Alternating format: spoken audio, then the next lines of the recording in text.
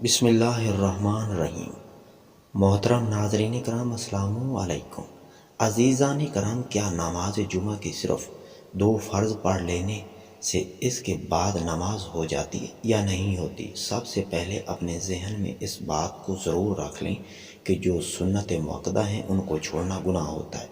کچھ لوگ جو صرف نماز جمعہ کی اذان ہوتے ہی آتے ہیں اور نماز پڑھتے چلے جاتے ہیں، فرض نماز کی پہلے 4 سنتیں نہیں پڑھتے اور بعد والی بھی 4 سنتیں چھوڑ دیتے ہیں، اس کے بعد جو 2 سنتیں ہوتی ہیں وہ بھی ادا نہیں کرتے، ان کو متواتر چھوڑتے رہتے ہیں، وہ گناہ گار ہو جاتے ہیں۔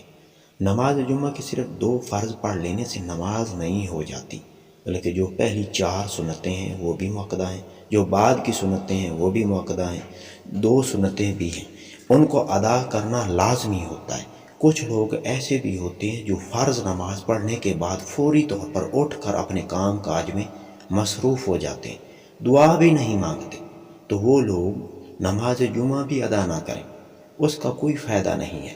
فائدہ تب ہوگا جب آپ اپنے خدا سے کچھ مانگیں گے، کیونکہ فرض نماز وہ ہوتی ہے جس کے بعد دعا مانگی جائے تو وہ قبول ہو جاتی ہے۔ لہٰذا صرف 2 فرض پڑھ لینے سے ایک نماز کبھی بھی نہیں ہوگی۔ جو لوگ متواتر سنتیں چھوڑ دیتے ہیں وہ اس کے گناہ گار ہوتے ہیں، لہٰذا اس چیز سے اپنے آپ کو بچا لیں اور نماز پوری ادا کر لیا کریں۔